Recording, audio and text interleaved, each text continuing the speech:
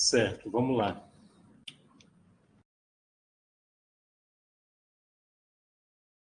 Vamos dar seguimento à nossa próxima aula. Hoje nós vamos tratar sobre a organização do Estado brasileiro.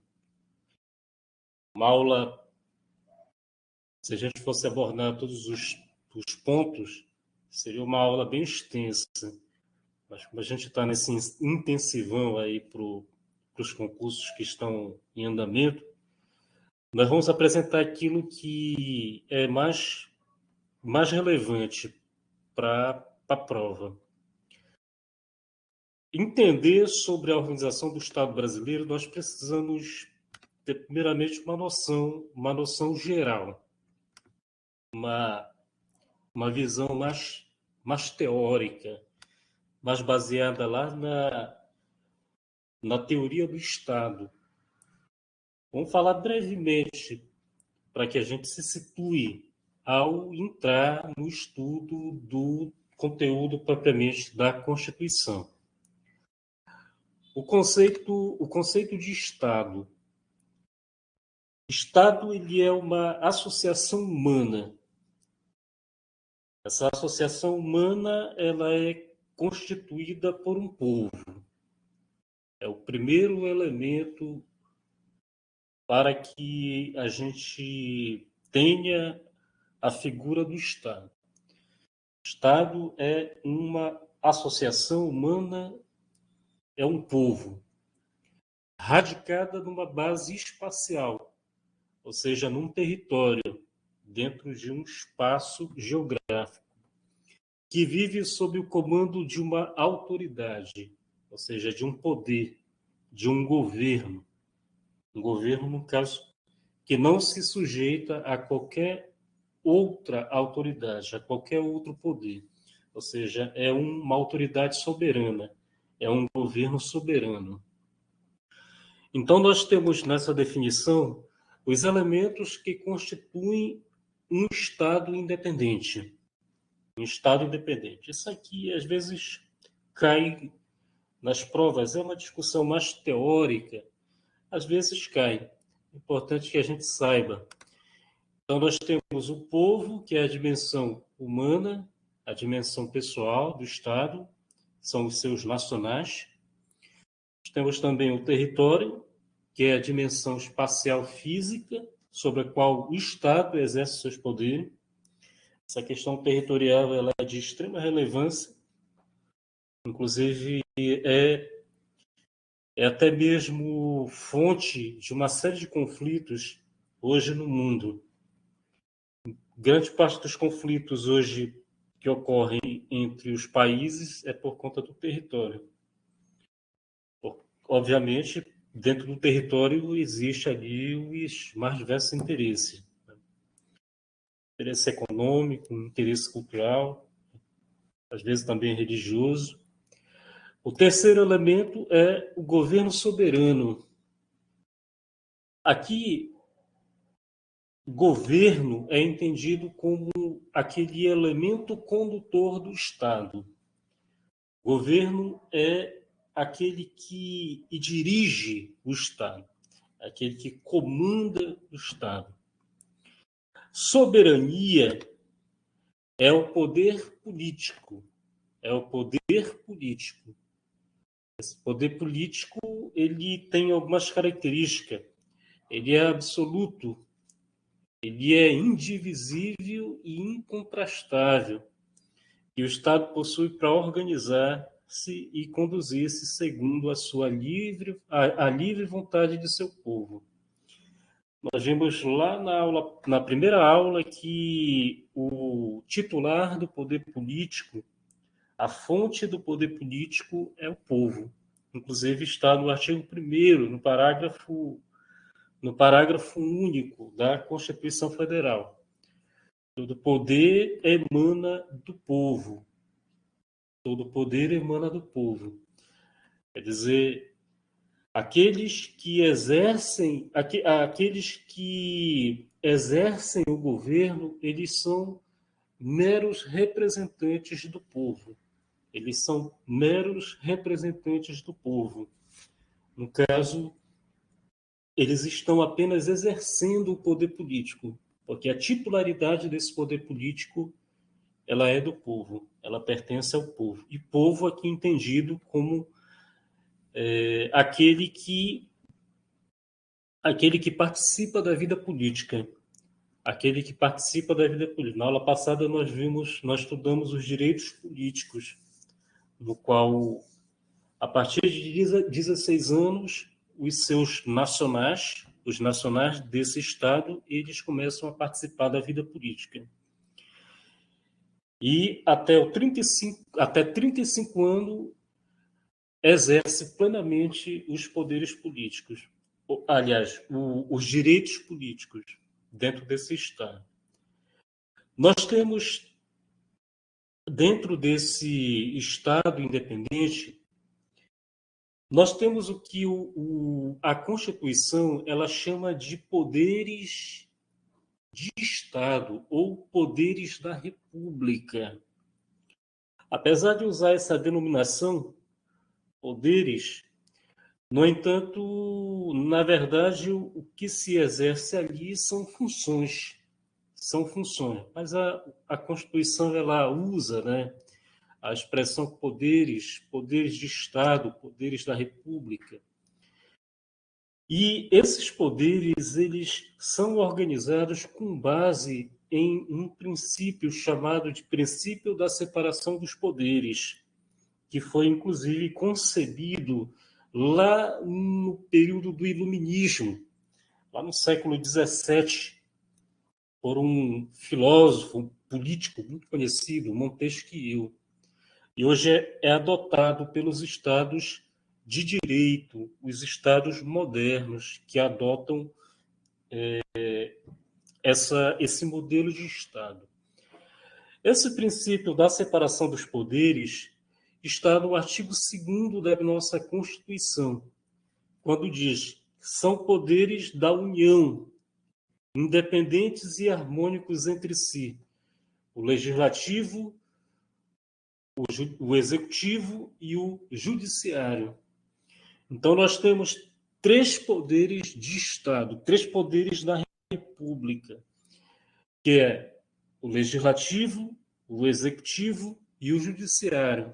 Tome muito cuidado, porque as questões, por mais que sejam bizarras, tem questões que coloca, por exemplo, ressuscita a figura do poder moderador, lá da época do Império. Na época do Império, até 1889, nós tínhamos essa figura do poder moderador. Nós tínhamos 4 poderes dentro do Estado. Esses poderes eles vão ser estudados dentro dos seus momentos certos. Nós vamos ter uma aula sobre cada um desses poderes e a gente vai aprofundar quais seriam as funções deles. Então, o que a gente precisa saber aqui nessa aula sobre a organização do Estado brasileiro é que o modelo de princípio da separação dos poderes que o Brasil adotou com a Constituição de 88 é um princípio que é chamado de princípio da especialização ou flexibilidade de funções, onde cada poder exerce sua função típica, a sua função preponderante, e de forma atípica, acessória, exerce as funções pertencentes aos outros poderes. Ou seja, não existe uma separação absoluta dos poderes, de acordo com a Constituição Federal. O nosso modelo adotado, ele é um modelo flexível.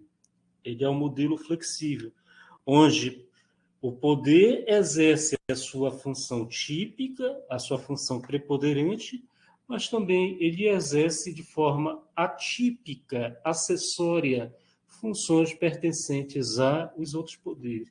Isso é uma forma de evitar a ingerência, a subordinação, a cooptação desse poder por outro poder, de modo que é assegurado a independência,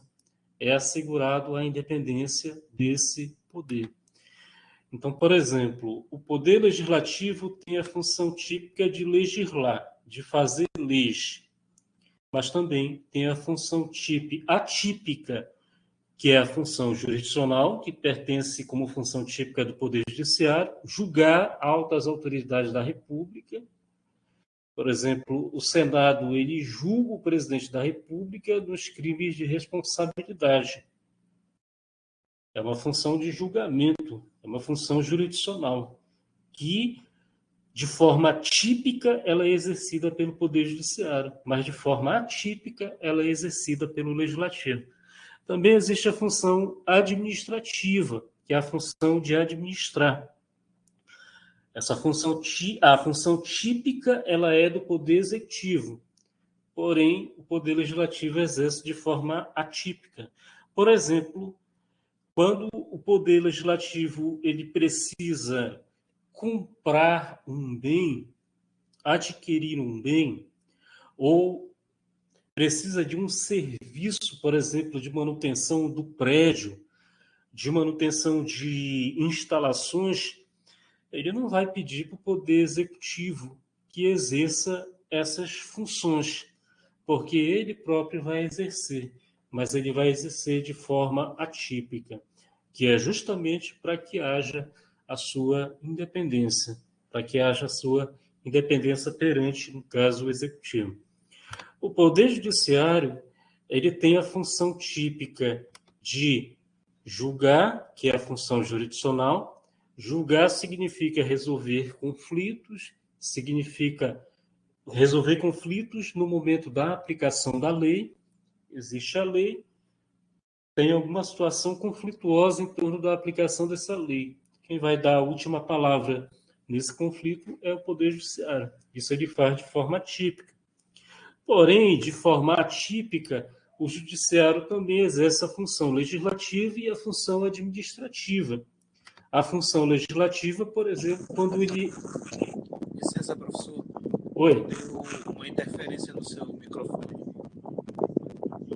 Certo. Normalizou? Normalizou. Vamos lá. A função legislativa, então, é a função de editar atos normativos com força de lei. Isso a gente vê através das resoluções que, por exemplo, organizam o Poder Judiciário ou que organizam os tribunais.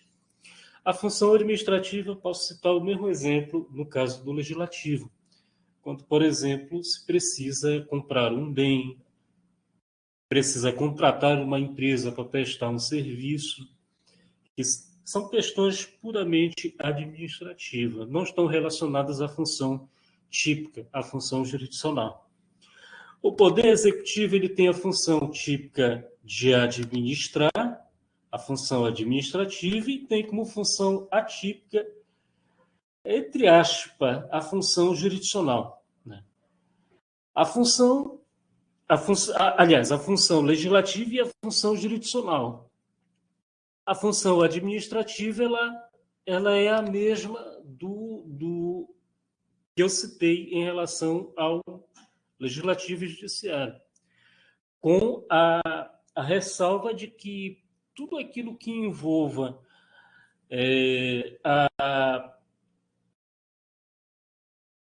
a criação, a implementação de políticas públicas e de serviços públicos compete primariamente ou de forma típica ao Poder Executivo.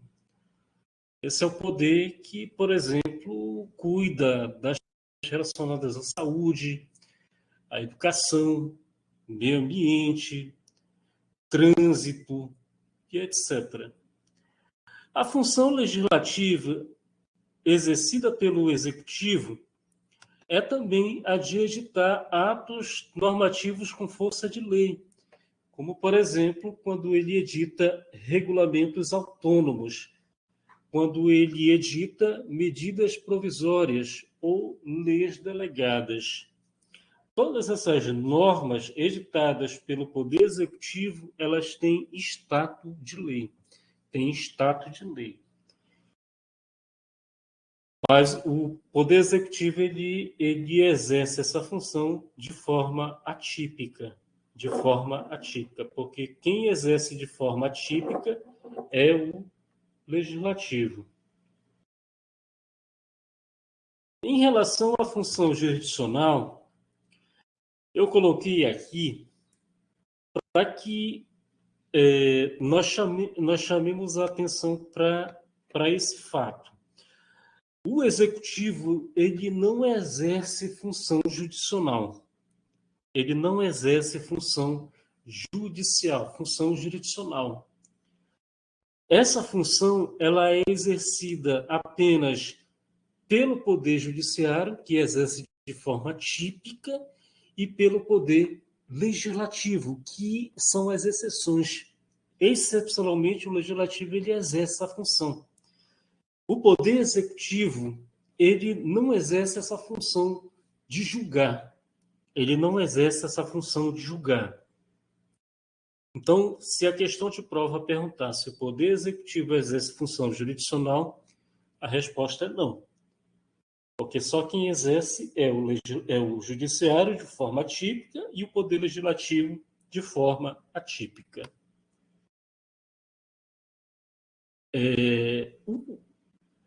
Vejamos aqui alguns pontos sobre a forma do nosso Estado. Nós temos, em relação à forma do Estado, nós temos duas formas de organizar ou distribuir territorialmente o poder político. Forma de Estado, então, está relacionado à distribuição territorial do poder político. Ele trata da estrutura da organização política. Então, nós temos duas espécies. A primeira que é a de um Estado unitário. A segunda é a de um Estado federado ou federação, chamado complexo ou composto. A forma de Estado unitário, a centralização política em apenas um poder ou entidade política central, que conduz toda a população em todo o território, nos níveis local, regional e nacional, do qual se irradiam todas as decisões. Então vejam que a forma de Estado unitário, ele concentra o poder político em apenas um centro, que no caso é o poder central. É o poder central, ou uma entidade política central. Aqui nós temos um exemplo de Estado unitário, o Uruguai. O Brasil também, ele foi um Estado unitário até a proclamação da Constituição de 1891. Com a Constituição de 1891, o Brasil ele deixou de ser um Estado unitário, que era na época do Império. Durante todo o período imperial, o Brasil ele adotou como forma de Estado a centralização política na figura do imperador, na figura do monarca. Ele detinha todo o poder político, sendo que, durante esse período, não havia, por exemplo, poderes políticos a nível de Estado e a nível de município. Havia apenas um poder central político, um poder centralizado na pessoa do imperador. Mas, professor, não havia uma divisão territorial para fins de organização? Havia, mas não do ponto de vista político, mas do ponto de vista administrativo. A figura, por exemplo, dos estados, que antigamente eram chamados de província, existe desde a época do Império. Desde a época do Império. Porém, aqueles que exerciam poderes de mando dentro das províncias, dentro dos estados, eles tinham poderes apenas administrativos. Eles não tinham poderes políticos, porque era centralizado na pessoa, na figura do imperador. Só que com a Constituição de 1891 foi adotado a forma de Estado federada, ou a federação. Essa forma de Estado, ela tem como pressuposto o seguinte: a descentralização política através de entidades políticas ou primárias.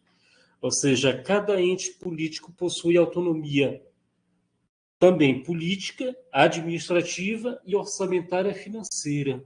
Não existe hierarquia ou subordinação entre eles.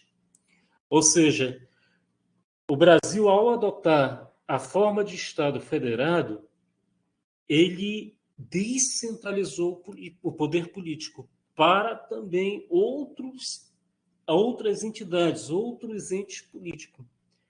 Por isso, no Estado federado, existe uma descentralização política do poder político.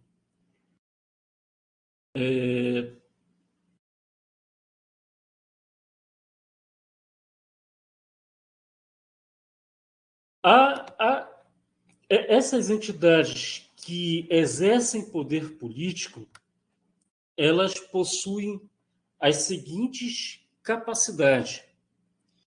Vejam que, ao criar entidades políticas ou ao descentralizar o poder político para a entidade política, o Estado ele concede essas capacidades, que são chamadas de capacidades políticas de um ente autônomo.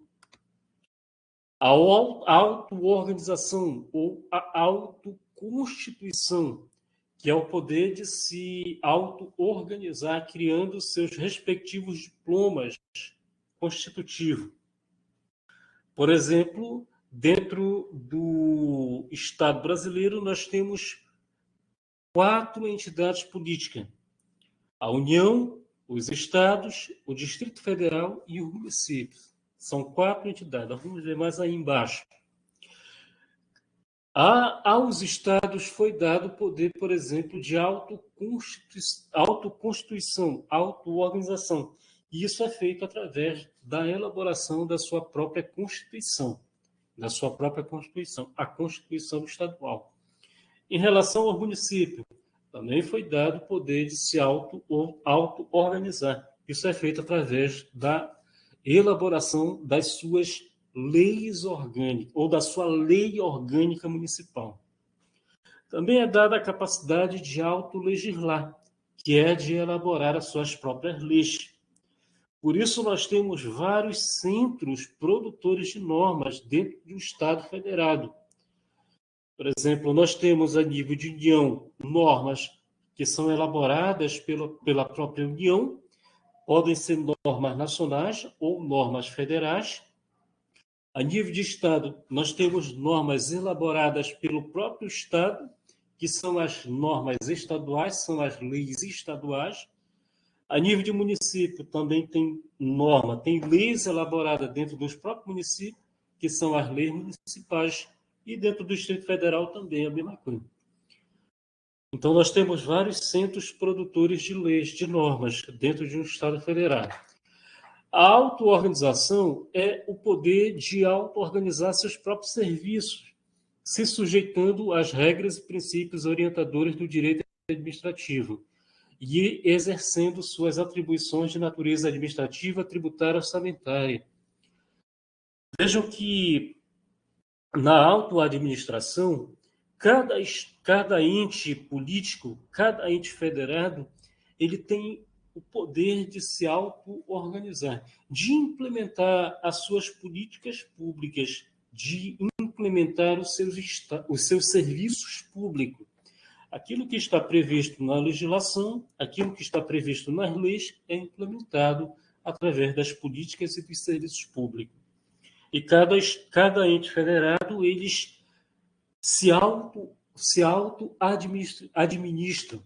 É por isso que nós temos vários níveis de administração. Nós temos uma administração federal a nível nacional, ligada à União, uma administração distrital, que é a nível regional, ligada ao Distrito Federal, e as administrações estaduais e municipais, respectivamente ligadas aos estados e aos municípios. A capacidade de autogoverno é o poder de eleger seus próprios representantes, que são os dirigentes políticos.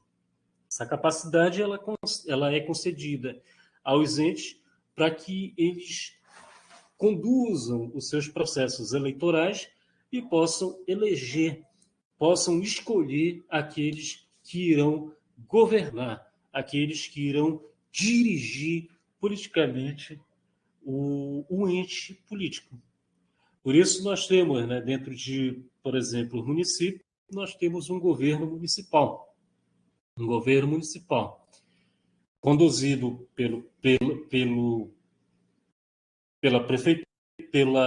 por uma prefeitura e também por uma Câmara Municipal. A nível de Estado, nós temos um governo que é conduzido pelo governador e também pela Assembleia Legislativa.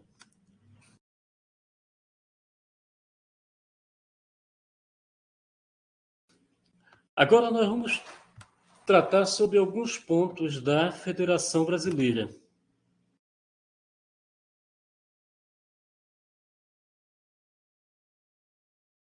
A organização política administrativa da Federação... Professor, o microfone está com interferência de novo.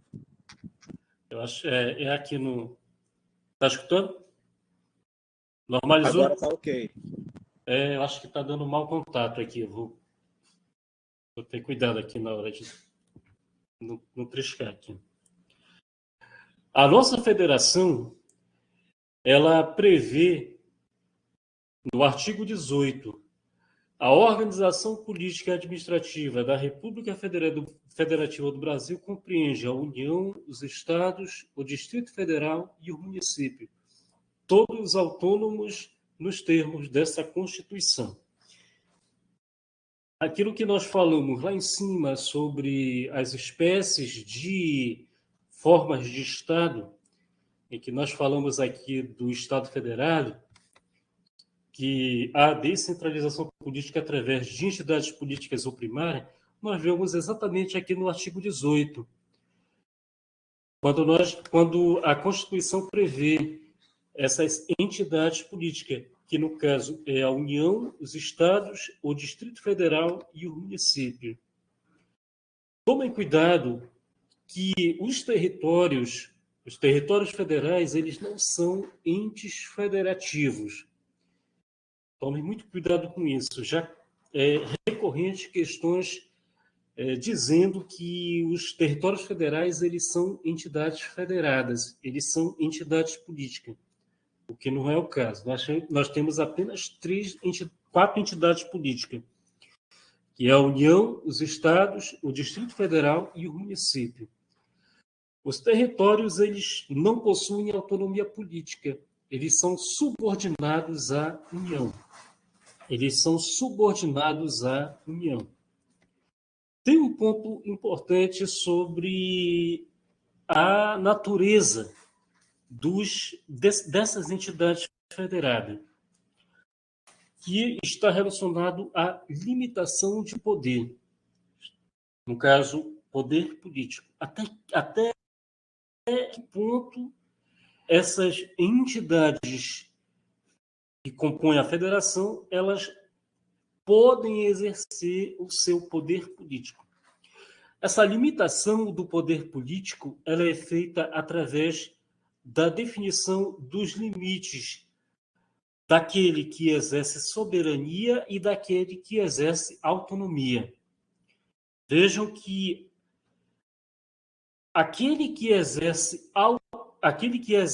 soberania é apenas a República Federativa do Brasil, ou seja, é apenas o Estado federal em seu conjunto, é apenas o Estado brasileiro. Quem exerce soberania dentro do Estado brasileiro é o Estado brasileiro. Apenas o Estado brasileiro é considerado soberano, sendo que os entes federativos, quer dizer, a União, os Estados, o Distrito Federal e o município, eles exercem autonomia.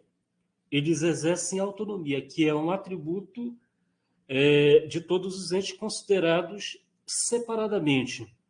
Tome muito cuidado com isso, que já caiu questões de prova sobre essa natureza, os contornos, a limitação do poder político exercido por essas entidades políticas. Mas, professor, por que apenas o Estado brasileiro ele exerce a soberania? É porque a soberania ela é exercida no plano internacional, ela é exercida no plano externo, perante outros estados, sendo que o único que é reconhecido como entidade soberana perante os demais estados do mundo é o Estado brasileiro. É o Estado brasileiro. Isso significa que os entes federados, por eles não terem soberania, eles não são reconhecidos internacionalmente. Eles não são reconhecidos internacionalmente. Ou seja, somente pode tratar de questões que estejam relacionadas ao Estado brasileiro é apenas o Estado brasileiro, a República Federativa do Brasil. Aí a pergunta que fica, né? Mas, professor, quem é que representa, então, o Brasil no plano internacional? Aí nós vamos ver mais um pouquinho aqui na frente. E nós vamos ver que quem exerce essa representação do Estado brasileiro no plano internacional é a União. A União ela tem uma dupla função: representar a República Federativa do Brasil no plano internacional, que no caso é feito pelo presidente da República. O presidente da República ele é chefe de Estado, ele é chefe do Estado brasileiro e é também chefe de governo, que no caso é o governo da União. A União, então, ela tem uma dupla função: representar a República Federativa do Brasil no plano internacional e atuar em nome da federação. Quer dizer, atuar como uma entidade autônoma, como os demais. Tá legal? Então, nós temos uma capital federal, uma capital do Estado brasileiro, que é a Brasília. Então, muito cuidado, porque já vi questões querendo confundir o candidato dizendo que a capital federal é o Distrito Federal. Na verdade, não é o Distrito Federal, é Brasília. Brasília que é a capital federal. O Distrito Federal ele é um ente federativo. Ele é um ente federativo. Bom, alguns pontos sobre esses entes que compõem a federação. Falamos aqui da União. A União ela tem essa dupla função: representar o Brasil no plano internacional e também atuar em nome da federação, podendo editar. A União ela pode editar leis nacionais, às quais se submetem todos os habitantes do território nacional. Por exemplo, o Código Penal é uma lei nacional. Todos aqueles que habitam o território brasileiro devem cumprir essa lei. Mas também a União pode editar leis federais, submetidas apenas à jurisdição da própria União. Como, por exemplo, a Lei 8.112, que trata do regime jurídico dos servidores federais. Essa lei ela é aplicada apenas aos servidores federais, que, no caso, são vinculados à União. Outro ponto importante é sobre os territórios federais. Nós falamos aqui em cima quais são os entes que compõem a federação, que é a União, os estados, o Distrito Federal e o município. Vejam que os territórios federais eles não estão incluídos. Inclusive está aqui no artigo 18. Territórios federais não são entes federativos. Então, nós precisamos entender quem é essa figura aí. O território federal, ele integra a União. Ele integra a União. São meras descentralizações administrativas. São consideradas autarquias territoriais. Atualmente não existe nenhum território federal dentro do Brasil. Eles são criados através de lei complementar. São criados através de lei complementar. O ponto mais relevante sobre territórios é isso. Os estados, eles possuem autonomia política, como os demais entes. O Estado ele tem a capacidade de se auto-organizar e de auto-legislar, como eu falei anteriormente. Também tem a capacidade de autogoverno.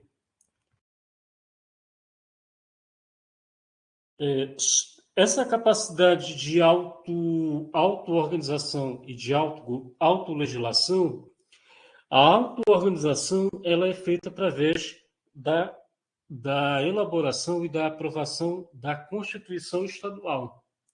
É a Constituição Estadual o diploma que auto-organiza o Estado.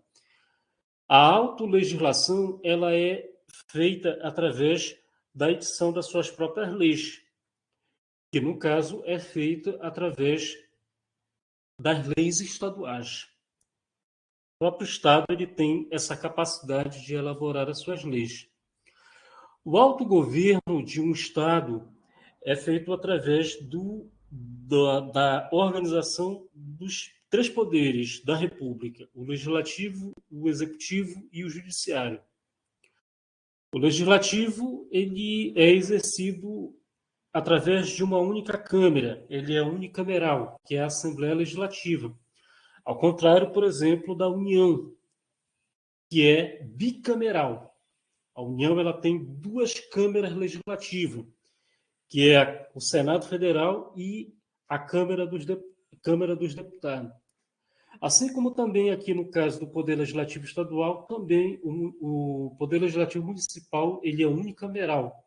Ele tem, no caso, a Câmara de Vereadores. A eleição para o Poder Legislativo ele é feita através do sistema proporcional de eleição. Através do sistema proporcional. Nós vamos aprofundar isso quando estivermos estudando o Poder Legislativo. O Poder Executivo Estadual ele é chefiado pelo governador, que é eleito. O governador exerce o governo junto com o Poder Legislativo Estadual do Estado. O Poder Judiciário Estadual é exercido por juízes e tribunais. Juízes e tribunais. Vamos estudar alguns pontos sobre os poderes no momento certo. Outro ponto muito importante é sobre o Distrito Federal. O Distrito Federal ele é uma figura meio que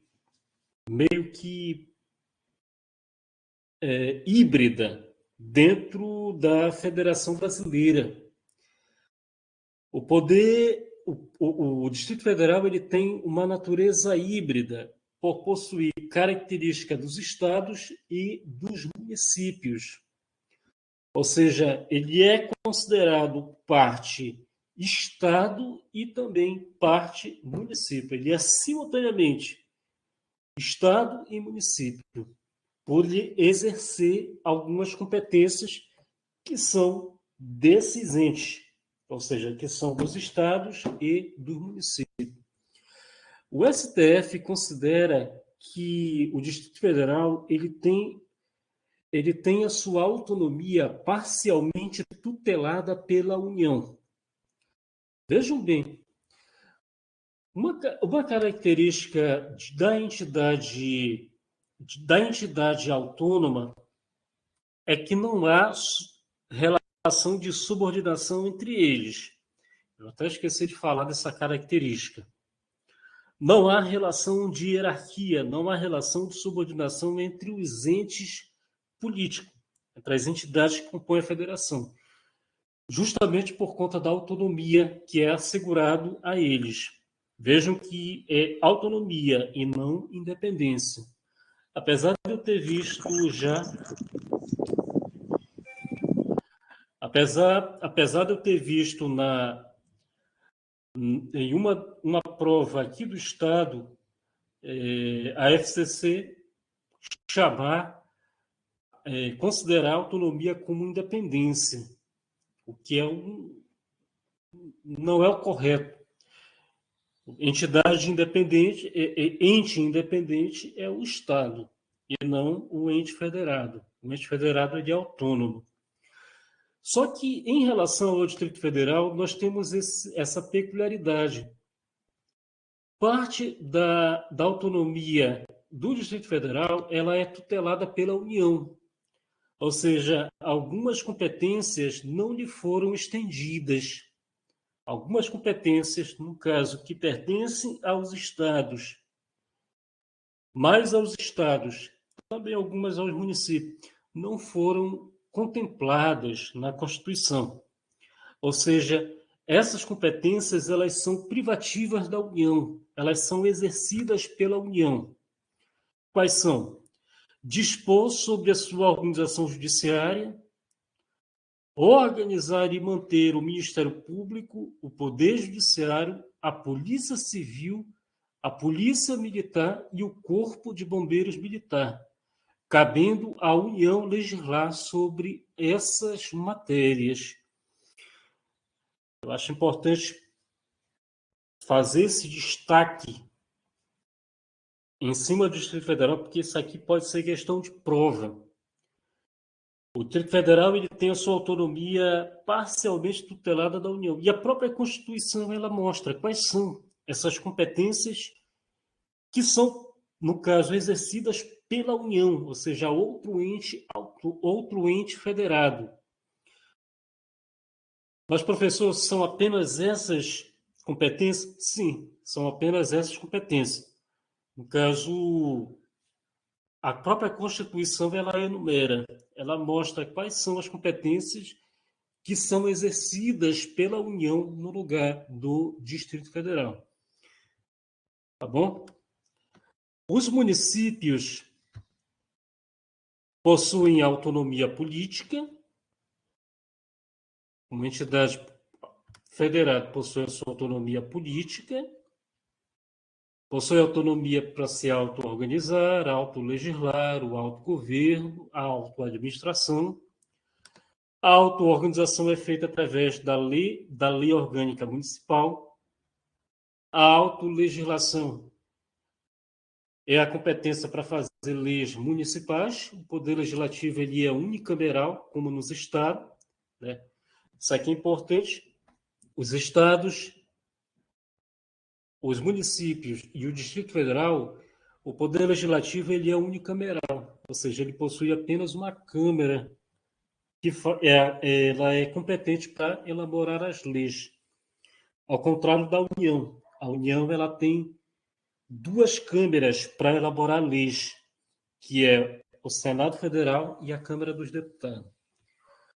O autogoverno dos municípios é feito através de eleição direta de seu prefeito, vice-prefeito e vereadores, sem qualquer ingerência dos governos federal e estadual.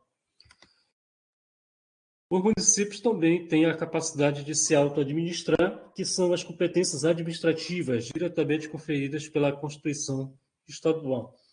Nós vamos ver, quando nós estivermos agora estudando a repartição de competência, nós vamos ver que as competências dos entes federados, elas são competências para elaborar as suas próprias normas e também competências administrativas, que no caso é para elaborar e para implementar as suas políticas públicas e os seus serviços públicos.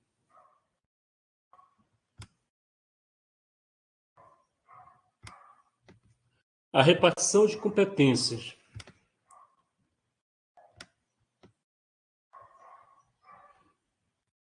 Essa parte aqui do conteúdo, nós vamos nós vamos mostrar os principais pontos para que a gente compreenda o que é a repartição de competência. E também eu vou apresentar como foi organizada, quais foram os critérios usados pela Constituição para fazer essa repartição de competências entre os entes que compõem a federação. Vejam que nós temos 4 entes que compõem a Federação Brasileira: a União, os estados, o Distrito Federal e o município. Entre eles, não existe relação de subordinação e de hierarquia. Ou seja, a União não é maior que os estados e os estados não são maiores que os seus municípios. O que existe entre eles é a repartição de competências. Ou seja, a Constituição Federal, ela repartiu entre essa entidade política quais seriam as competências de cada um. Sendo que essas competências, por elas estarem previstas na Constituição Federal, elas devem ser obedecidas por todos os entes. Por todos os entes. Quer dizer, não pode haver nunca, ou não pode haver a tentativa de um ente querer exercer a competência do outro. Se isso acontecer, vai haver uma inconstitucionalidade, em que o ente poderá acionar o Poder Judiciário e poderá reivindicar a sua competência, ou a usurpação da competência, né, que está sendo exercida ou está sendo suprimida pelo outro ente. Então, a repartição de competência é a competência, é a capacidade jurídica de agir atribuída aos entes estatais para editar normas primárias capazes de inovar no ordenamento jurídico, são as chamadas competências legislativas. Isso aqui nós vimos, inclusive, lá na capacidade de autolegislação. O ente federado ele tem a capacidade de fazer suas próprias leis, mas também executar atividades de conteúdo individual e concreto, previstas na lei, voltadas à satisfação do interesse público, que são as chamadas competências administrativas. Então, nós temos aqui duas espécies de competências. Nós temos aqui 2 espécies de competência, que é a competências legislativa e as competências administrativas ou materiais. A legislativa é a capacidade de editar normas primárias e secundárias. Aquelas normas que autorizam ou regulamentam a execução de políticas, de serviços ou atividades de interesse público. Vejam que, dentro de um Estado de Direito, o Estado ele só pode fazer algo, isso aqui a gente até viu lá quando estudamos o artigo 5º, ele só pode fazer algo que estiver previsto na lei. E isso por conta do princípio da legalidade. Então, a competência legislativa, ela é exercida quando se elabora as normas, e essas normas elas autorizam ou regulamentam a execução de políticas, de serviços ou atividades de interesse público, que é essas competências administrativas, que é a capacidade de executar políticas, serviços ou atividades de interesse público. Ou seja, executam aquilo que é previsto nas leis. Então, a norma ela Ela autoriza, ela regulamenta, é a competência legislativa, e o Estado, o administrador, ele vai e executa, que é a competência administrativa ou material. O objetivo da repartição de competências é dividir o poder político entre os entes federados de forma racional e equilibrada, garantindo o federalismo de equilíbrio e viabilizando o pacto federativo. Isso aqui, inclusive, foi questão de prova. Caiu na prova uma prova bastante recente aqui dentro do Estado, elaborada pelo CESP. Uma questão difícil, que estava perguntando lá qual a, qual era a forma de federalismo que a Constituição Federal havia adotado.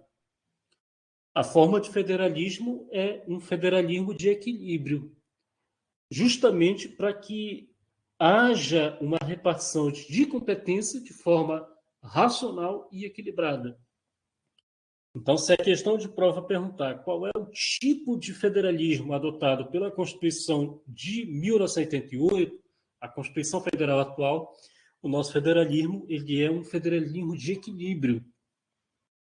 Ao contrário, por exemplo, de um outro modelo, que era um modelo mais centralizado. Aquele, por exemplo, adotado nos Estados unitários, em que as competências elas são centralizadas e são exercidas por uma única entidade política, por um único poder central. Essa forma de repartir competências, ela garante o federalismo de equilíbrio, quer dizer, reparte de forma racional e equilibrada as competências, e também viabiliza o chamado Pacto Federativo. Ou seja, entre os entes que compõem a Federação Brasileira, nós temos um pacto, inclusive está no artigo 1º da Constituição Federal, quando diz: a República Federativa do Brasil, formada pela união indissolúvel, aí diz lá, dos estados, município, Distrito Federal. Quer dizer, os entes que compõem a Federação Brasileira, eles firmaram ou firmam, sustentam um pacto de que nunca poderão se separar da federação. É o chamado Pacto Federativo. É a união indissolúvel. Dentro da federação não existe o que se chama de direito de secessão, ou seja, direito de separação, de se separar, de dissolver a federação. Inclusive, se houver uma ameaça à integridade da federação, ou seja, se houver uma ameaça ao Pacto Federativo, a própria Constituição ela tem mecanismos para restabelecer a ordem institucional, a ordem política e institucional, que é aqui o caso da intervenção. Por exemplo, se um Estado querer se separar do restante da federação, a União ela pode intervir. Se um município quiser se separar do Estado e da União, da federação, o Estado ele deve intervir nesse município, restabelecendo o pacto federativo. Isso aqui a gente não vai estudar porque não vai cair na prova atual. Mas as possibilidades de flexibilizar a autonomia do ente federado, ela é permitida através da intervenção. Vejam que a regra é que entre os entes federados não há intervenção. Um não pode intervir no outro por conta da autonomia. Mas, excepcionalmente, poderá haver. Aqui, no caso, se houver uma ameaça ao Pacto Federativo. ao Pacto Federativo. Tá certo? Os princípios que foram adotados para fazer a repartição de competências são dois. É o princípio da autonomia, da predominância do interesse e o princípio da subsidiariedade. A predominância do interesse, ela é dividida entre os entes, ela é repartida entre os entes da seguinte forma: a União, ela trata de interesse geral ou interesse nacional. Os estados tratam de interesse de nível regional. O Distrito Federal de nível regional e local. Vejam que o Distrito Federal ele tem também característica de municípios e os municípios de interesse local. De interesse local. Essa é chamada predominância do interesse. É por isso que há diferentes níveis de atuação dos entes. Desde aquele a nível nacional, que é no caso da União, passando por aqueles interesses regionais, que é dos estados, até aqueles interesses que são locais, que é no caso do município. A subsidiariedade prevê o seguinte: sempre que for possível, as questões devem ser resolvidas pelo ente federativo que estiver mais próximo da tomada de decisões. É por isso esse princípio está intrinsecamente ligado com o princípio da predominância do interesse. Vejam, por exemplo, questões que envolvam interesse local. Não tem como, por exemplo, a União vir de lá do seu nível, que trata de questões nacionais, vir resolver problema de lixo. Ou vir resolver um problema, por exemplo, de sepultamento de mortos, cemitério, que é uma questão puramente local, intrinsecamente local. Então, como essa questão ela está intrinsecamente ligada a uma questão local, então essas questões locais elas são de competência do município. Quer dizer, aí é a mesma coisa em relação à União, né? Nós não podemos, aliás, a mesma coisa em relação a questões nacionais. A gente não pode, por exemplo, delegar ao Estado que resolva questões, por exemplo, que envolvam negócios internacionais. Se há empresas querendo negociar dentro do Brasil, quem vai fazer essas tratativas não vai ser o Estado nem o município, vai ser a União, porque são questões de âmbito nacional.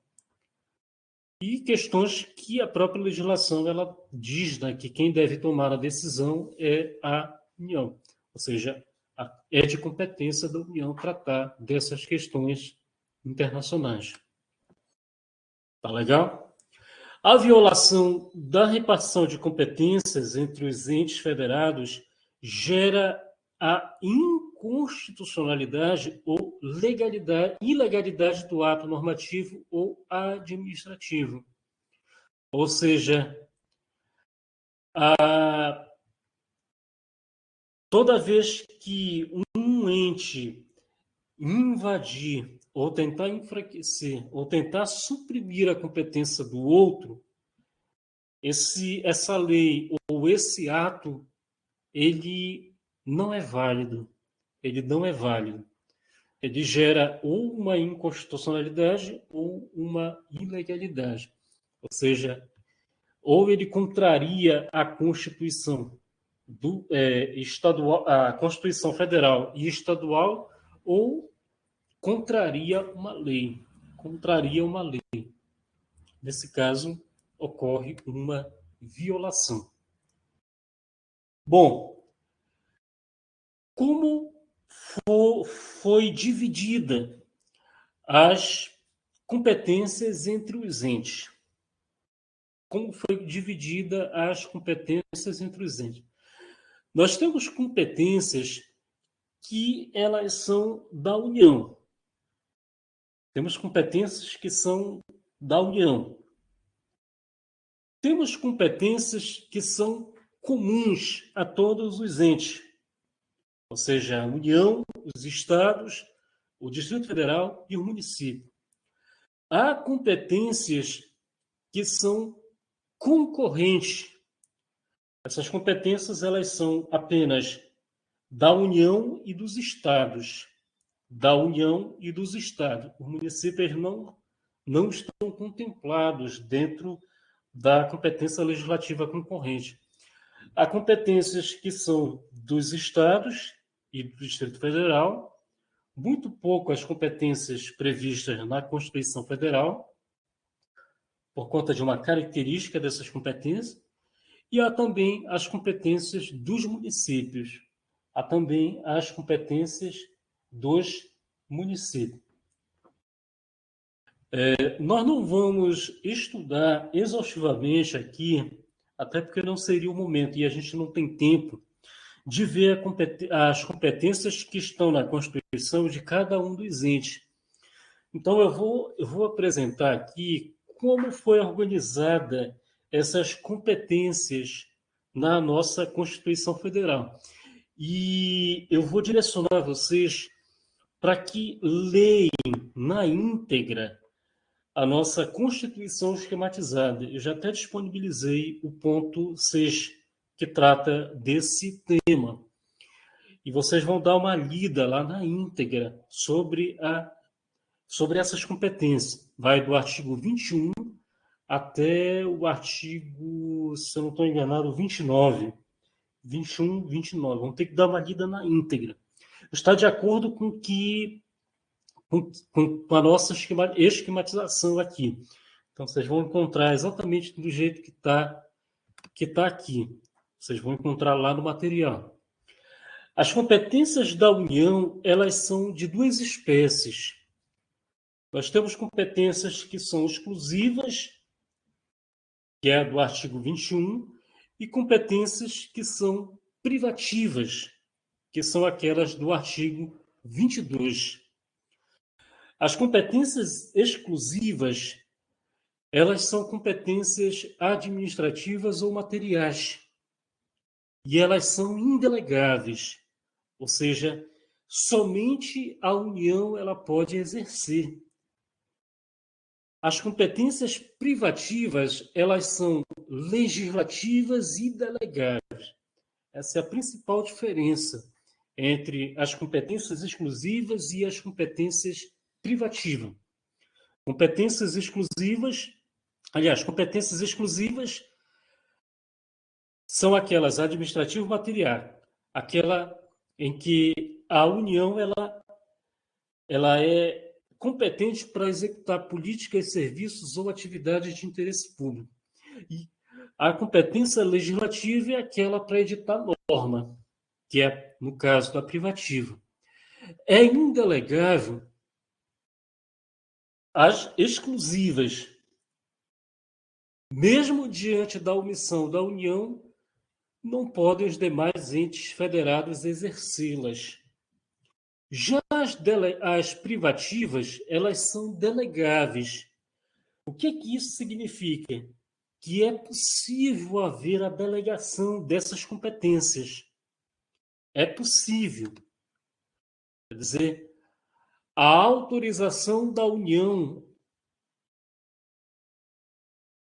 É possível a autorização da União aos estados e ao Distrito Federal para legislar sobre matérias deste artigo. Artigo 22. Veja que essa delegação ela é apenas em relação aos estados e ao Distrito Federal, nunca em relação aos municípios. E depende de alguns requisitos.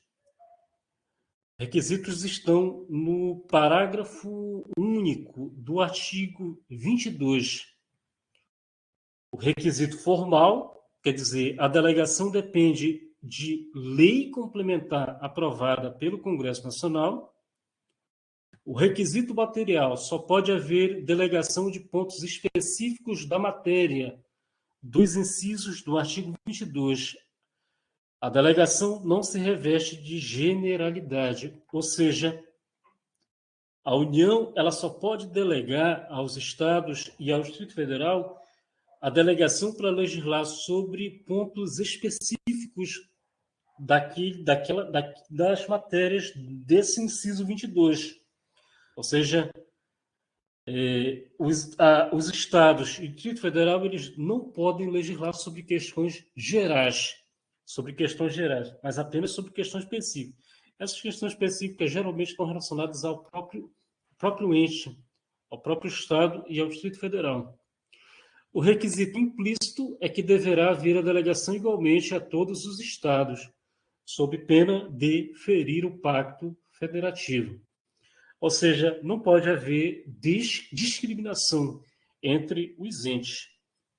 Por exemplo, a União não pode delegar ao Estado B e não delegar ao Estado C, D e E. Ela deve delegar igualmente a todos os Estados, sob pena de ferir o Pacto Federativo. Pacto que, no caso, essa violação acontece através da discriminação prevista no artigo 19 da Constituição Federal.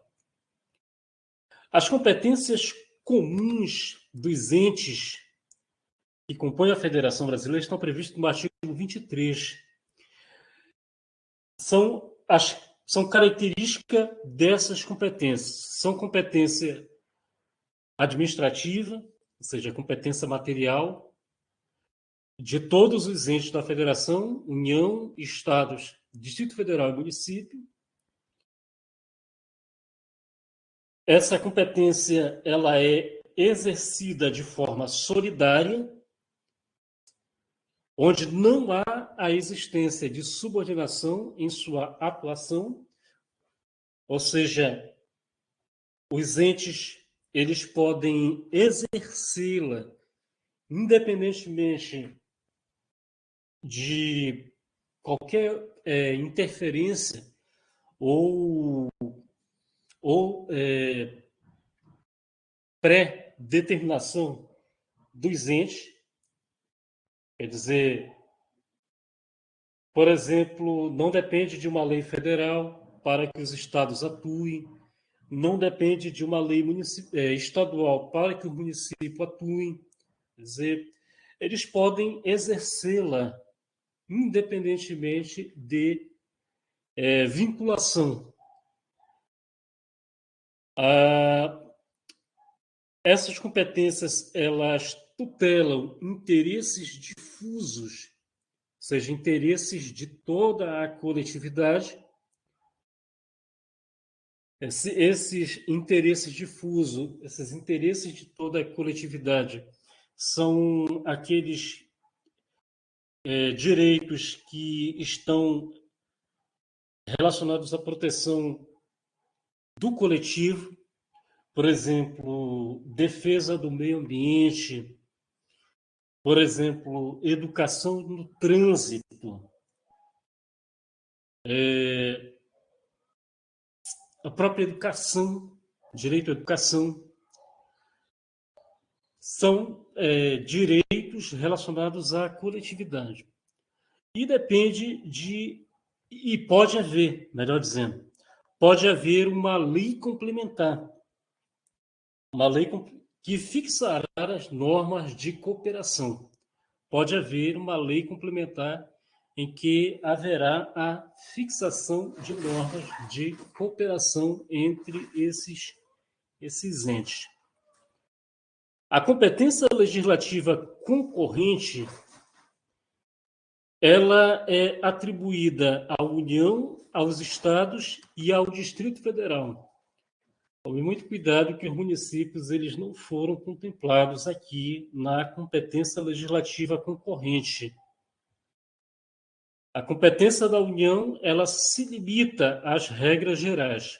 Quer dizer, a União ela vai tratar das questões gerais, enquanto os estados e o Distrito Federal eles poderão suplementar essas normas, eles poderão suplementar essas matérias. Essa competência suplementar dos estados e do Distrito Federal, ela é exercida através de duas formas. Ela pode ser através da competência complementar e da competência supletiva. A competência complementar, ela é exercida quando existe uma lei federal. Quando existe uma lei federal, os estados podem apenas complementar a legislação federal, não podendo dispor sobre normas gerais.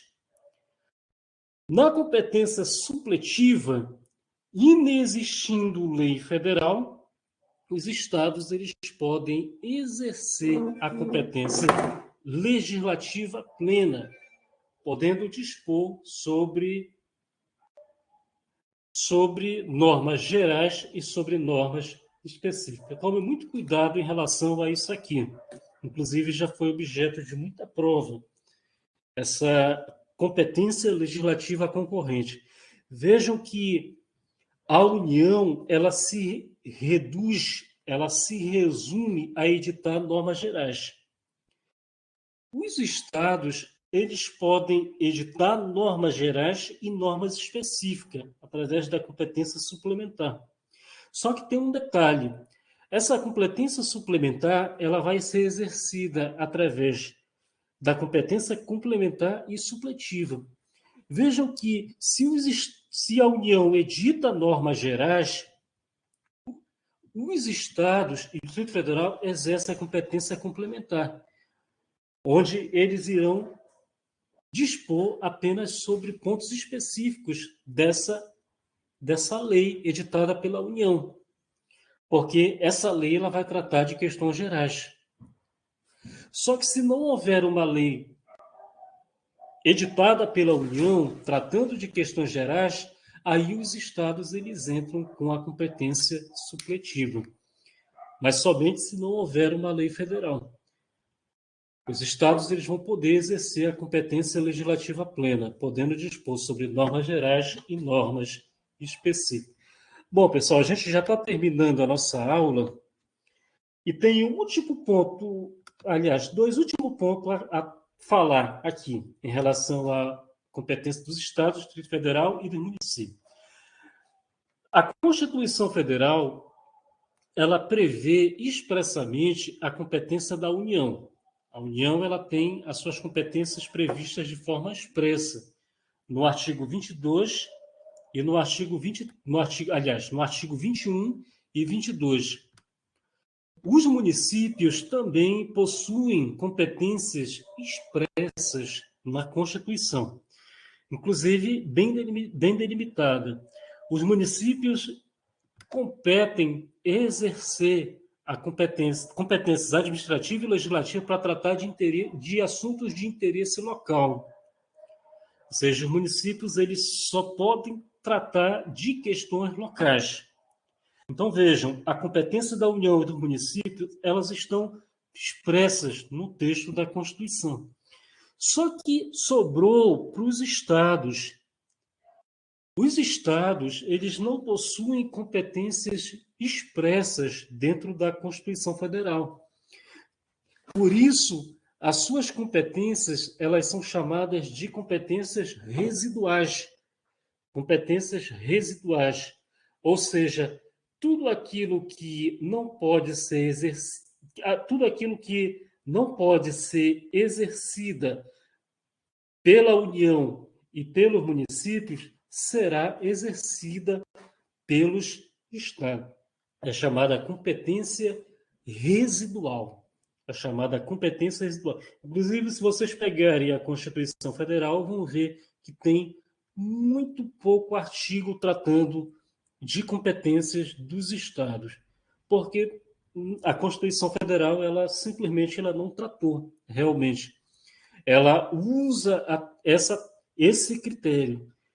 Ela define as competências expressas da União e delimita as competências do município e tudo aquilo que sobrar, ou seja, tudo aquilo que restar, por isso competência residual, pertencerá aos estados. Certo? Tá legal? Mas, professor, não existem competências dos estados dentro da Constituição Federal? Existe algumas, né? Existe algumas, sim. Ou, por exemplo, aqui no artigo 25, parágrafo 2º, parágrafo 3º. Mas é um rol exemplificativo. É um rol exemplificativo. Quer dizer, os estados poderão legislar sobre assuntos que não forem destinados expressamente à União e ao município, competências remanescentes ou residuais. Tá legal? Então era isso, pessoal. O que nós tínhamos para tratar, um tema relativamente vasto, esse da repartição de competência. Recomendo dar uma lida, né, lá no nosso material, Constituição Esquematizada, uma lida na íntegra, principalmente sobre a repartição de competência, e a gente segue aí nesse nosso intensivão. Grato pela presença e até a próxima.